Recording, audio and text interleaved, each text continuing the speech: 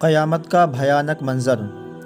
قرآن میں اللہ تعالیٰ فرماتا ہے، قیامت کا منکر پوچھتا ہے کہ قیامت کا دن کب آئے گا، جس دن آنکھیں پتھرا جائیں گی اور چاند بے نور ہو جائے گا اور سورج و چاند دونوں بے نور ہو کر ایک حالت پر کر دیے جائیں گے۔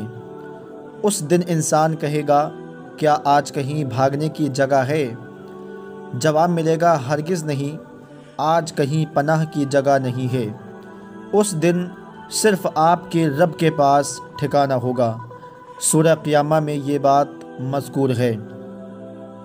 قیامت کا منظر۔ رسول اللہ صلی اللہ تعالی علیہ وسلم نے ارشاد فرمایا، اگر آخرت کے ہولناک احوال کے متعلق تمہیں وہ سب معلوم ہو جائے جو مجھے معلوم ہے تو تمہارا ہنسنا بہت کم ہو جائے اور رونا بہت بڑھ جائے۔ بخاری شریف میں یہ حدیث موجود ہے۔ قیامت کا ہولناک منظر۔ جب شور برپا ہوگا، قرآن میں اللہ تعالیٰ فرماتا ہے، جب کانوں کے پردے پھاڑ دینے والا شور برپا ہوگا تو اس دن آدمی اپنے بھائی سے، اپنی ماں اور باپ سے، اپنی بیوی اور اپنے بیٹوں سے بھاگے گا۔ اس دن ہر شخص کی ایسی حالت ہوگی جو اس کو ہر ایک سے بے خبر کر دے گا۔ قرآن کی تلاوت کرنا۔ رسول اللہ صلی اللہ تعالی علیہ وسلم نے فرمایا، قرآن شریف کی تلاوت کیا کرو، اس لیے کہ قیامت کے دن اپنے ساتھی یعنی پڑھنے والے کی شفاعت کرے گا۔ مسلم شریف میں یہ حدیث مذکور ہے۔ روز آخرت یعنی قیامت کے دن ہر عمل کا بدلہ مل جائے گا۔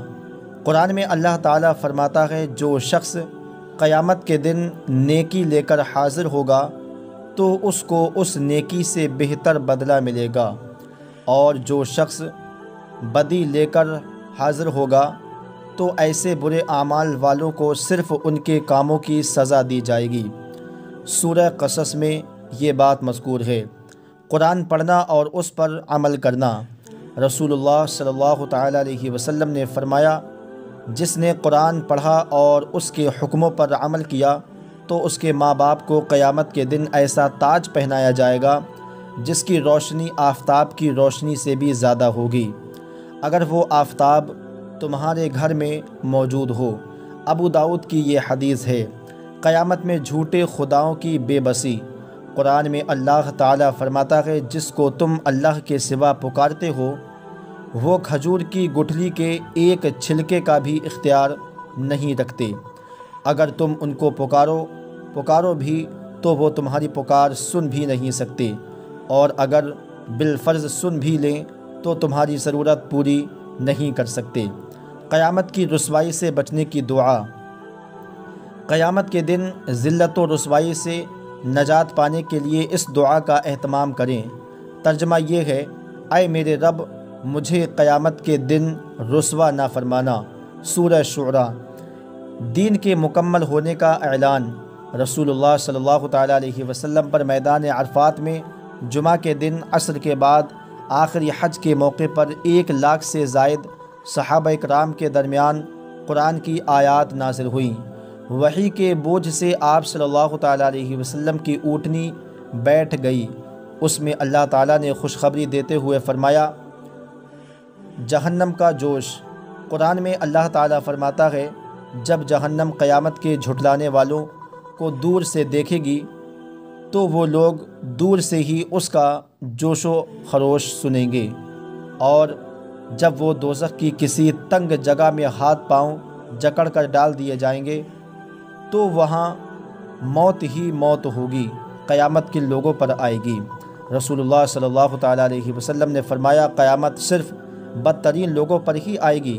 مسلم شریف کی حدیث ہے۔ فائدہ، جب تک اس دنیا میں ایک شخص بھی اللہ کا نام لینے والا زندہ رہے گا اس وقت تک دنیا کا نظام چلتا رہے گا، لیکن جب اللہ کا نام لینے والا کوئی نہ رہے گا تو دنیا ختم ہو جائے گی۔ پرہیزگاروں کی نعمت۔ قرآن میں اللہ تعالیٰ فرماتا ہے، قیامت کے دن پرہیزگار لوگ جنت کے سایوں میں اور چشموں میں اور پسندیدہ میووں میں ہوں گے۔ ان سے کہا جائے گا اپنے نیک اعمال کے بدلے میں خوب مزے سے کھاؤ پیو، ہم نیک لوگوں کو ایسا ہی بدلہ دیا کرتے ہیں۔ قیامت کے حالات۔ قرآن میں اللہ تعالیٰ فرماتا ہے جب سورج بے نور ہو جائے گا اور ستارے ٹوٹ کر گر پڑیں گے، اور جب پہاڑ چلا دیے جائیں گے، اور جب 10 ماہ کی گابھن اونٹنیاں قیمتی ہونے کے باوجود آزاد چھوڑ دی جائیں گی، اور جب جنگلی جانور جمع ہو جائیں گے، اور جب دریا بھڑکا دیے جائیں گے۔ دنیا کا سامان چند روزہ ہے۔ قرآن میں اللہ تعالیٰ فرماتا ہے دنیا کا سامان کچھ ہی دن رہنے والا ہے، اور اس شخص کے لیے آخرت ہر طرح سے بہتر ہے جو اللہ تعالیٰ سے ڈرتا ہو، اور قیامت میں تم پر ذرہ برابر بھی ظلم نہ کیا جائے گا۔ سورہ نساء میں یہ بات ذکر کی گئی ہے۔ اگر کسی بات پر تم میں اختلاف ہو جائے، قرآن میں اللہ تعالیٰ فرماتا ہے اگر کسی بات پر تم میں اختلاف ہو جائے تو اللہ اور اس کے رسول کے حکم کی طرف رجوع کرو۔ اگر تم اللہ اور قیامت کے دن پر ایمان رکھتے ہو تو یہ طریقہ تمہارے لیے بہتر ہے اور اچھا بھی ہے۔ قیامت سے ہر ایک ڈرتا ہے۔ رسول اللہ صلی اللہ تعالیٰ علیہ وسلم نے ارشاد فرمایا کوئی مقرب فرشتہ، کوئی آسمان، کوئی زمین، کوئی ہوا، کوئی پہاڑ، کوئی سمندر ایسا نہیں جو جمعہ کے دن سے نہ ڈرتا ہو، اس لیے کہ جمعہ کے دن ہی قیامت قائم ہوگی۔ ابن ماجہ میں یہ حدیث مذکور ہے۔ قیامت کے دن پہاڑوں کا حال۔ قرآن میں اللہ تعالیٰ فرماتا ہے لوگ آپ سے پہاڑوں کے بارے میں سوال کرتے ہیں تو آپ فرما دیجئے کہ میرا رب ان کو بالکل اڑا دے گا، پھر وہ زمین کو ہموار میدان کر دے گا، تم اس میں کوئی ٹیڑھا پن اور بلندی نہیں دیکھو گے۔ سورہ طٰہٰ آیت نمبر 105 میں یہ بات ذکر کی گئی ہے۔ قرآن کو غور سے سننا۔ قرآن میں اللہ تعالیٰ فرماتا ہے جب قرآن پڑھا جائے تو اس کو پوری توجہ اور غور سے سنا کرو اور خاموش رہا کرو تاکہ تم پر رحم کیا جائے۔ سورہ اعراف میں یہ بات مذکور ہے۔ قیامت کے دن انسان کے اعضاء کی گواہی۔